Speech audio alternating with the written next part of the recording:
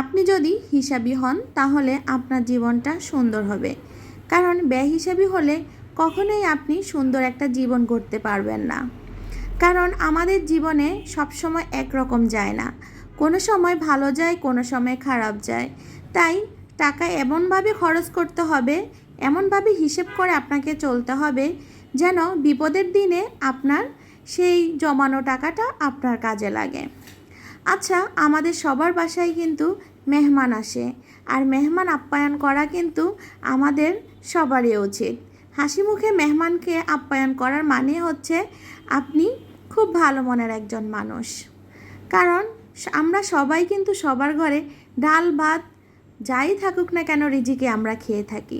আমরা হয়তো আরেকজনের বাসায় যাই আত্মীয়তার খাতিরে, নয়তোবা কোনো কাজে, নয়তোবা ডাক্তার দেখানোর কাজে, বিভিন্ন কাজে আমরা কিন্তু একজনের বাসা থেকে আরেকজনের বাসায় যাই।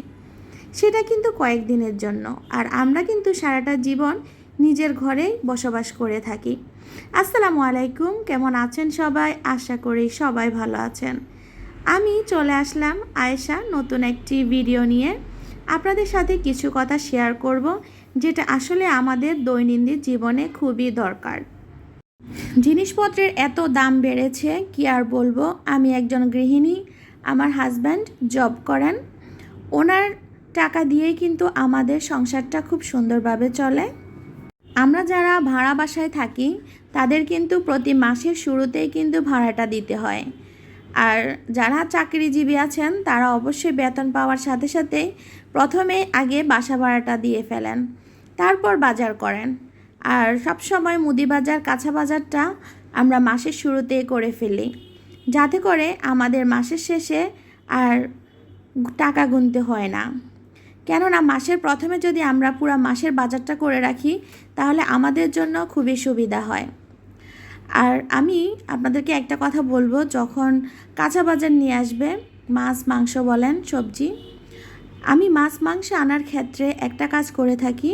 কারণ আমার বাসায় প্রতি মাসে আলহামদুলিল্লাহ মেহমান আসে, তাই আমি চেষ্টা করি সেখান থেকে কিছু কিছু ভালো বাজার, মাছ বলেন মাংস বলেন, কিছু কিছু করে আলাদা করে আমি কিন্তু ফ্রিজে রেখে দেই। কেননা কে কখন চলে আসে তখন তো হঠাৎ করে বাজার করা আমার পক্ষে সম্ভব না। তাই আমি চেষ্টা করি এভাবে বাজারটা আগে থেকে গুছিয়ে রাখতে। যখন দেখা যায় মাছটা শেষ হয়ে আসছে আর মেহমান তেমন আসেনি, তখন আমি সেই বাজারটা খরচ করে থাকি, সেই খাবারগুলো রান্না করে থাকি। কেননা আমি একজন হাউসওয়াইফ, তাই আমাকে সবসময় এসব কিছু খেয়াল রেখেই চলতে হয়। আর এভাবে যদি আপনি চলতে পারেন তাহলে আপনার কিন্তু কিছু টাকা বেঁচেও যাবে। কারণ আমরা সবসময় মেহমান অতিথির জন্য কিছু টাকা এক্সট্রা রেখে দেই, কারণ কে কখন চলে আসবে তখন যদি হাতে টাকা না থাকে। তাই এই বুদ্ধিটা আমি সবসময় করে থাকি। আর আপনারাও যদি করে থাকেন অবশ্যই কমেন্টে জানাবেন, কারণ আমার আপুরা খুবই বুদ্ধিমতী, তাই খুব সুন্দর করে সংসার করে থাকেন। আর এভাবেই আসলে আমরা মেয়েরা সংসার করে হাজব্যান্ডের পাশে দাঁড়িয়ে থাকি, কারণ এই সাপোর্টটাই কিন্তু তাদের অনেক কাজে লাগে। আর একজন হাউসওয়াইফ হিসেবে, একজন ভালো ওয়াইফ হিসেবে এই কাজটা আমরা মেয়েরা সবসময় করার চেষ্টা করি। আপনাদের সাথে কথা বলতে বলতে আমি অনেকগুলো রান্নাবান্না করে ফেলেছি। আমি প্রথমে ইলিশ মাছ কেটে নিয়ে তারপরে ইলিশ মাছ রান্না করে নিলাম। বেগুন দিয়ে ইলিশ মাছ আমার খুবই পছন্দের একটা খাবার।